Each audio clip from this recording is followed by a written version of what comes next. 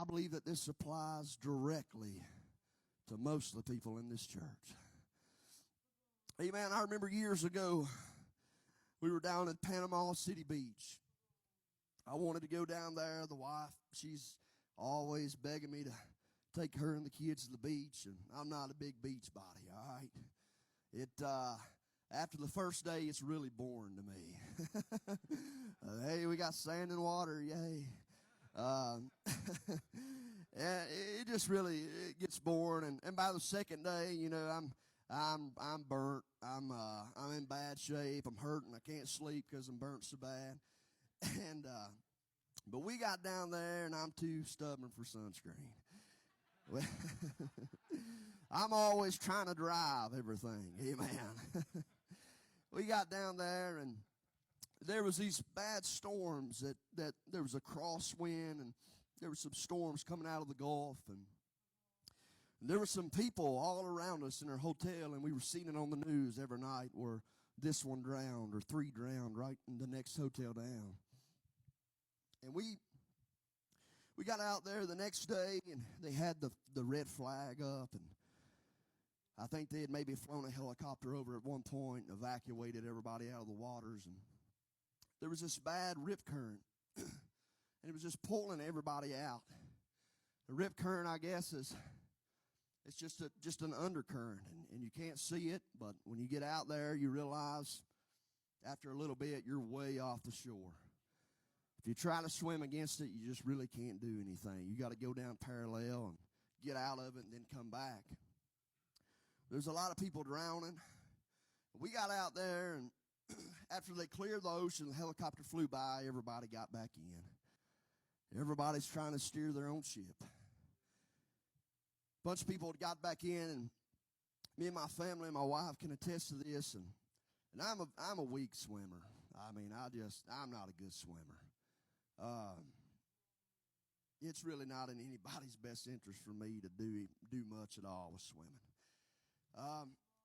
But we were out there, and we were on the beach, and we were looking at everybody out in the water, and there was a little girl, and she was about, I would say, if I had to guess, probably 10 years old. And we sat out there and watched, and there was nobody watching this girl because we looked around to see, and she got in the water. There was other people in the water.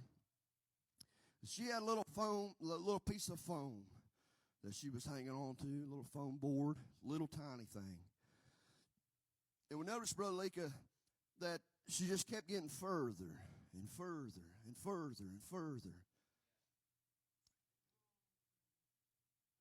And after a little bit, the waves would come up, and we could see her for a long time, but then a wave would come up, and she would disappear for several seconds.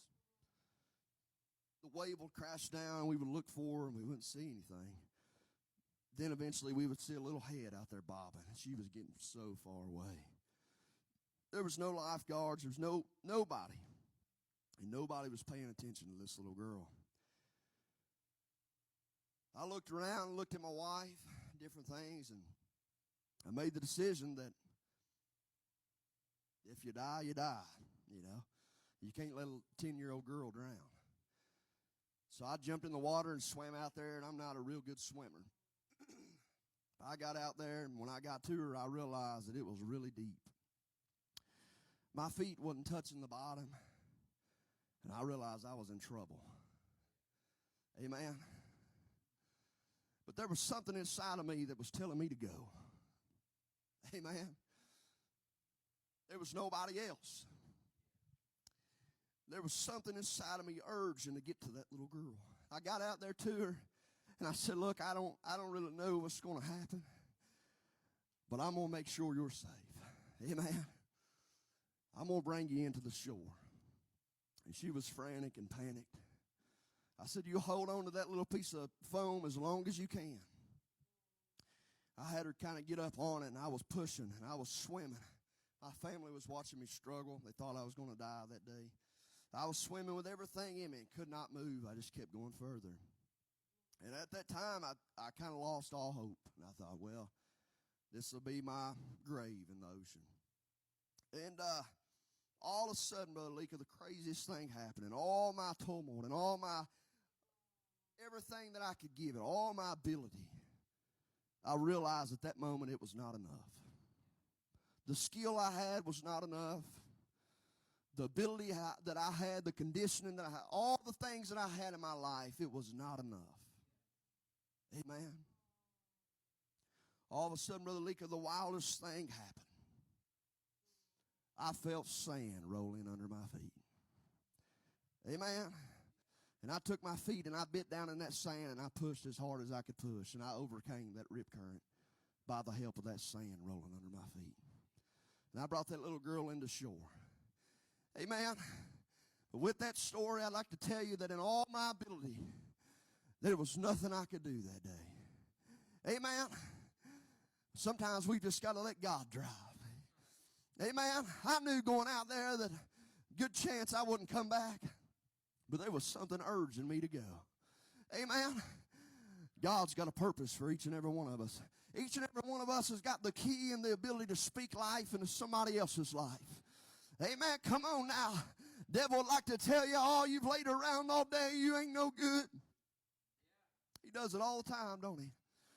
But in reality, each and every one of us were chosen for a purpose. Amen. Each and every one of us are part of a royal priesthood. Each and every one of us grafted in the vine. Each and every one of us, amen, come on now, in air. Each and every one of us deserve grace.